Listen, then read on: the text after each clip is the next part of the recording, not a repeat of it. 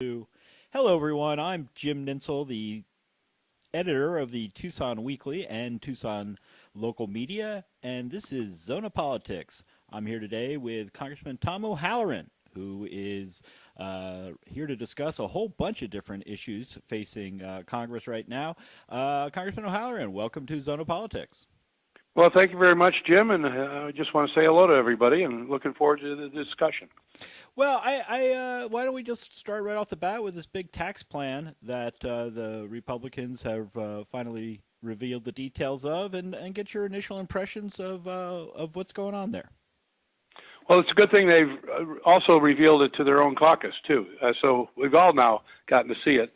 And I'll tell you, there are some issues with it. I think I and many others across both parties want to see tax reform and more tax relief for our citizens.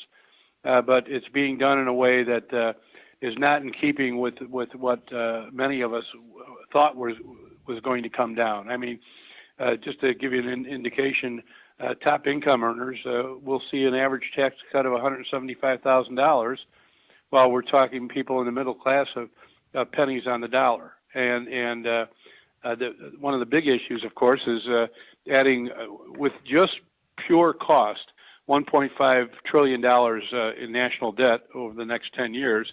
But when you include interest on that $1.5 trillion, it brings it up to $2.3 trillion. And that's without speaking about how we're going to fund the regular budget and how we're going to try to fund infrastructure reform. So I would wish that we would try to do this in a collaborative process of bringing all this together and identifying for the American public how this is all going to work out from both the standpoint of paying for it and the debt structure that's going to be needed moving forward. But, you know, I'm glad to see people are talking at least about making sure working families and others in the middle class are able to get some tax relief. But it just isn't enough compared to others. And the corporate tax side, the real problems there, I think, are first that we're seeing a significant tax cut without identifying what the effective rates are. Right, like right now, we all hear 35% for corporations, but the real number is somewhere between 16 and 18.6%. And if we don't reform it correctly, that could go down to 5% or lower. This year alone, AT&T paid, I think it was 8% on their income, and in the past, General Electric has paid 0. So reform has to be done right. And the second thing with corporations is right now the tax bill appears to incentivize still moving jobs overseas. And I just don't want to see that at all. I think we should both incentivize them to bring jobs back, and we should incentivize them not to move jobs overseas. And we can do that through appropriate ways that we allow tax cuts to be scored. And to your point that the effective tax rate is far different from the tax rate on paper. It seems like when they did this way back in 1986, when during the Reagan administration, they really did clear a lot of the barnacles off of the tax code, and of course those barnacles have grown back since then. And it does not seem as though this bill really does a whole lot to scrape those barnacles off, while at the same time reducing tax rates. Yeah, on the reform side of the bill, it really does not close a significant number of loopholes, which allows the effective rate to go down, which means tax revenues go down, which means more burden on the debt structure of our nation. And it does not also, in fact, it increases the burden of debt on our nation because of the less income revenue coming in. And it really hits... It appears to hit the middle class of America disproportionately because of some of the deductions that would be taken away from them. Yes, they've taken the standard deduction and moved it up, doubled it to $24,000. And of course, that doesn't hit in until you're somewhere around 50,000 plus to be able to have that deduction significantly affect your taxes, because most people that are under that level are paying minimal taxes anyway. And are you surprised, given all that Republicans talked about in terms of being concerned about the federal debt and the federal deficit, that this does increase the debt by so much? Well, we've seen a fairly steady mantra by not only Republicans but by others that the debt is the key issue, and that we need to get it under control. And I believe it's an issue also. But here we are with a tax reform process that is significantly going to increase it. And if we do infrastructure, if we are able to get there, we're potentially going to see another amount of debt. And the discussion on budget is going to be very interesting, because I don't think that's going to go in the direction of, and a lot of that has to do with our defense industry, but because we're putting a significant amount of investment in there, which I'm on armed services. I agree with most of that investment because of 16, 17 years of war that we've been in and its impact on our military, plus the significant threats we have out there. So the whole messaging about debt's the most important issue has been kind of pushed aside by all of this stuff.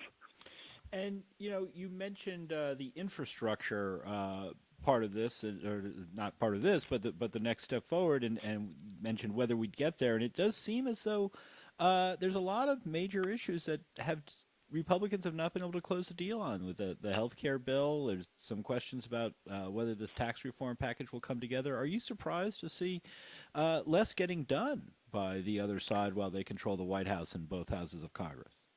Well, I'm not going to put blame just on one side. I mean, we have to work together, and there hasn't been much accomplished in Congress for any number of years. And now that I know that they're totally in control, but this is a nation of different states, different opinions, and we have to try to find a way to come together as a nation and work towards these types of public policy in a more meaningful way, in a more transparent way, quite frankly. I think it hurt them to do health care the way they did behind closed doors. I think it's hurt them so far on the tax issue, because now they're hearing back from the people that they should have been talking to all along, whether it's the housing industry, the construction industry, education. There's all these issues coming to bear that if they had a more transparent process, would have worked much better. And again, this isn't something new with Congress, and the American people just deserve a whole lot better. And if you're just joining us, this is Zona Politics with Jim Nitzel, and I'm talking today with Congressman Tom O'Halleran about a host of issues facing the country right now. And I want to ask one more last question on the tax package and then move on. But what are your thoughts on the repeal of the estate tax? Well, I think that first of all, the reason they've pushed it out 6 years is because otherwise it would score differently, and they would have to go over the $1.5 trillion mark over 10 years, which means they could not push it into the Senate and have it voted on by 51 versus 60. So it'll be very interesting to see what happens in the Senate. I'm not necessarily, I'm not in favor of cutting the estate tax for people that can afford to pay it. Concerned about family farms and family businesses at a smaller level, and right now the ceiling is about $11 million, and with inflation and everything else, I think we should be able to get that at a higher level. I don't know what the exact level should be. There's a proposal to double that for a family, and a single individual would move up also to 11 million, and family up to 22 million. And I'm willing to look at that. I don't think taking and allowing people that are already getting on average $175,000 tax break each year over the next 10 years is going to, and adding to our deficit, is the direction we should be going in. Yeah, it seems as though in the case of the estate tax, there's a lot of capital gains that end up not being taxed as a result of passing assets on to heirs because of the way the tax is currently structured, and expanding that expanding the estate tax or eliminating the estate tax would seem to allow a lot of that money to just be passed on with no taxation whatsoever. Exactly, and on the corporate side, if they don't do something with the loopholes that are out there, we saw this in 1986 and afterwards, that 80% of the monies that were saved in taxes by the corporations, 80% of that went to shareholders and additional spending on salaries. It did not go to reinvestment in the American infrastructure and the American economy. I mean, turning it over to other Americans to go out and buy something or put it into their pension plan, that's one thing, and it's a good thing. But we also have to get a significant amount of that invested back into America, and we haven't been doing that. And then, obviously, there's still pieces in this corporate plan that would actually still incentivize moving jobs overseas. I just don't understand that one at all. I mean, I was shocked when that came out last week because we had all been talking about the fact that we have to stop this and we have to incentivize our people to keep jobs in America. And so that's something that we really need to address. I want to shift gears over to border security, and the group here in Southern Arizona, the new group Indivisible Southern Arizona, recently protested in front of your office after you voted in favor of the Criminal Alien Gang Removal Act. And the group was concerned, among other elements in the legislation, that it would have created penalties for people who engage in humanitarian aid, which, of course, is a topic front and center out here in Southern Arizona. Why did you vote in favor of that bill? Well, first of all, I've asked a lot of people involved in the legal side of that, and they did not see any issue involved with people that are giving humanitarian aid. And that was, I don't think that was the intent of the bill, nor do I think that would have been appropriate. I come from a law enforcement background, and I don't think that people that are convicted felons that are in the nation, and a note, I said felons, not somebody with the DUI or not somebody that's been convicted of a misdemeanor or something. These are convicted felons, and I just feel that based on the issues that we have in society here in America, we don't need to have people here that are not American citizens committing crimes within our country. We have to have some way of stopping that from occurring. And on the same day I voted for that, I also voted that no on a bill to penalize sanctuary cities, because I think that's going against the whole principle of our citizens' ability to be free, because as we've seen in Maricopa County, many people that are citizens of the United States were caught up in the whole process. And I'm also think that if the federal government wants local police departments to address these issues, do it on the federal tax dollar and not the tax dollar on our property taxes and our other issues, and secure the border. There's universal commitment in Congress that our border needs to be secured. How we secure it is one thing, but if you take a look at how the numbers are going right now, in the last number of years, even before the Trump administration, border crossings have been going down consistently because we've brought more officers to the borders, and more importantly, we've brought a lot more technology, and that's something that we'll continue to do. But having been involved in law enforcement, walls don't do much at all to stop this process. What's the latest on the situation with the DACA kids, the Dreamers? I know we've seen a lot of mixed messages, I think you fairly say, from the Trump administration on this front. Are you getting any sense that this could be part of a year-end spending bill wrapped into that, or is that off the table now, or do you get any sense that this situation will be resolved before the 6-month fuse burns out that the Trump administration lit? I think that the spending bill issue is still there.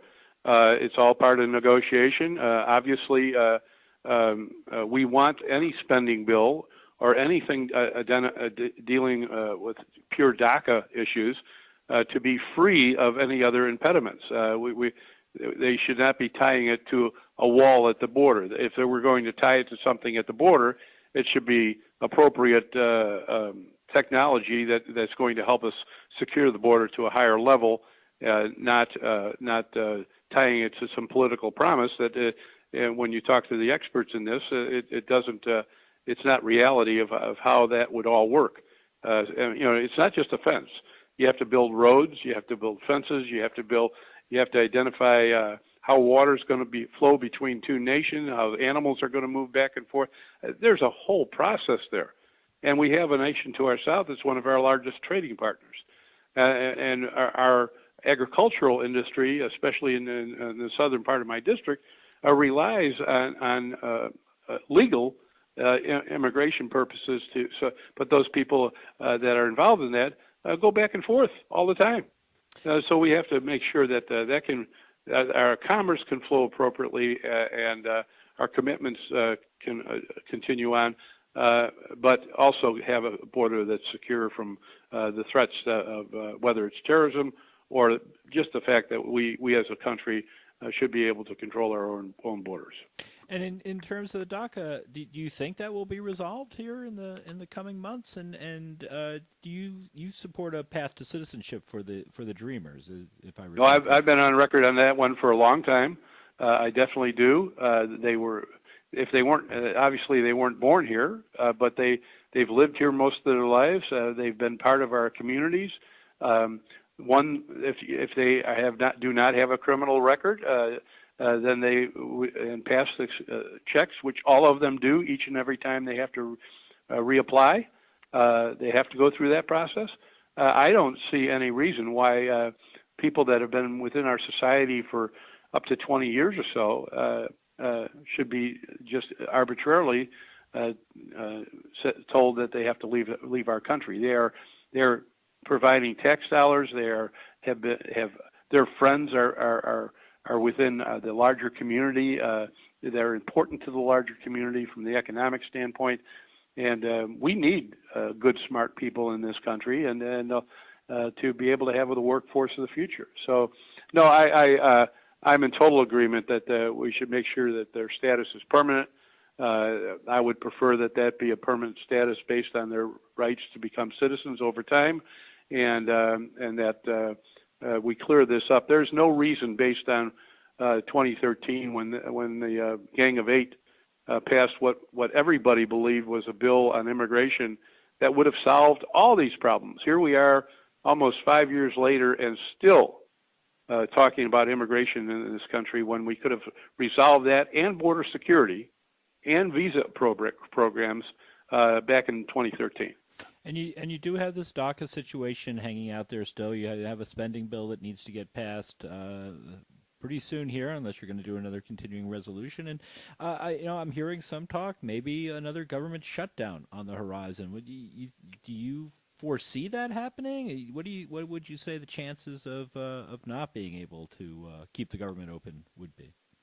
Well, I know from my standpoint we have to keep the government open. I've seen what the cost of that is in the past. But I do think that there are those that want to threaten that, and at this point in time, they don't have the votes to threaten that. And I'm sad to say that it appears that because of the inflexibility of some, that we're going to continue down a path of continuing resolution, which, just the military alone, it costs them $3 to $5 billion every time we do one of these continuing resolutions, because they have to cut back on the amount of planes they're going to build or ships they're going to build that are built into the contractual obligations. So it's not a good situation for either stability within our government system of paying bills and budgeting, and it's definitely not good for the American taxpayer. And, Senator Jeff Flake gave quite a speech announcing his retirement on the Senate floor and really called President Trump to task on that and members of his own party. And I'm wondering what your reaction was to Senator Flake's speech. Well, I think that those types of speeches are long overdue by people that are wanting to be leaders, and whether it's Jeff Flake, Senator Flake, or Senator McCain. I'm glad that people finally come around to the fact that we should. And I think he did more than just take the president to task. He took the Congress to task too for not fulfilling its obligations. And I think on both cases, one, the president has to start to understand how the system works. It's co-equal branches of government, not just one branch of government that tells everybody else what to do. And that's how our founding fathers and our Constitution works.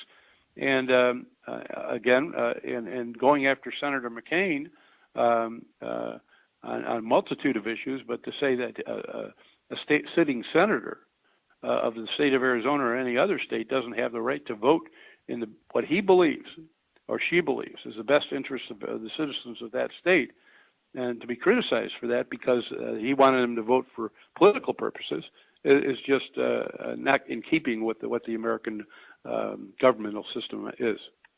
We saw the healthcare debate play out and end with the Affordable Care Act still in place, but it does appear that the Trump administration is shortening the amount of time that people have to sign up on the online exchanges and reducing these payments to insurance companies to help make up for the losses they suffer as they insure folks who have pre-existing conditions and whatnot.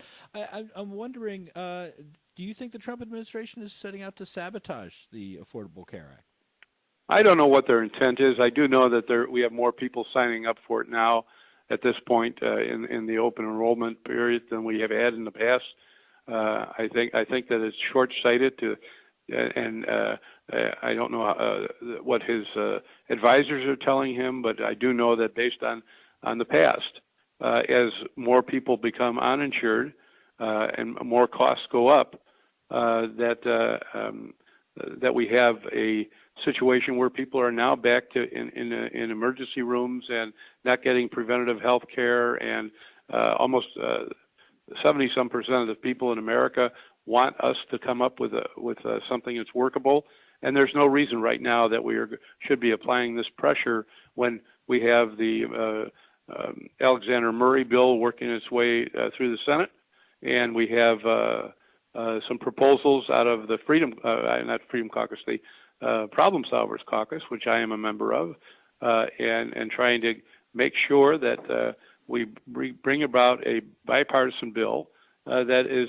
representative of the needs of the people of America in healthcare, and trying to both get control of the spending and oversight. So we're working in that direction, and I'm hopeful that leadership will start to understand that we need to have this discussion as a country. And with the Problem Solvers Caucus, if I recall correctly, it was a framework that you guys developed in terms of what you both saw on the Republican and Democratic side as potential solutions to some of the challenges that the Affordable Care Act faces, but it hadn't actually been turned into any kind of legislation. Has there been any progress on that front in the House? We are working on legislation for that. I imagine we'll have it out in 2 or 3 weeks. But we're happy to also say that the Alexander Murray bill, which Senator Schumer thinks is the right direction to go in, and so does leadership in the House, Democratic leadership in the House, is something that and many Republicans, by the way, believe that the framework of that is based on what the Problem Solvers had put out as a proposal. And if you're just joining us, I am Jim Nitzel, host of Zona Politics, and we're talking with Congressman Tom O'Halleran of Congressional District 1, the district that includes Oro Valley and Marana, but also northern Arizona and eastern Arizona. It's a big district, Congressman. It is. I'm going to be heading home tomorrow, and I'll land, and I'll spend the weekend there and then come back and never have seen my house. So, and that happens a lot of weekends, but that's part of the job. It's a big district. It takes time to cover, and the good thing about it, it's full of great people and great scenery, and it makes you care for it even more. And one of your predecessors up there in CD1, Ann Kirkpatrick, has now moved down here to southern Arizona and is looking to run in Congressional District 2. There's 4 other candidates in that race, former state lawmakers Matt Hines and Bruce Wheeler, former Army Assistant General Mary Matiea, and entrepreneur Billy Kovacs. And I'm wondering, are you supporting anybody in that race? Well, right now, because of the Problem Solvers Caucus, I'm not allowed to. Martha McSally is part of that caucus, and as part of the bylaws of the caucus, we cannot work against another member of the caucus in order so that we can have honest and trustworthy discussions at the table. If Martha McSally chooses to run for the Senate, which was the rumor being passed around yesterday, I haven't seen any formal declaration, then I will be able to take a side in that race. All right. Well, that's all the time we have for you today, Congressman, but I thank you so much for joining us, Congressman Tom O'Halleran of Congressional District 1 here on Zona Politics with Jim Nitzel. Thank you for your time today. Really enjoyed it, Jim, and anytime. Thanks a lot.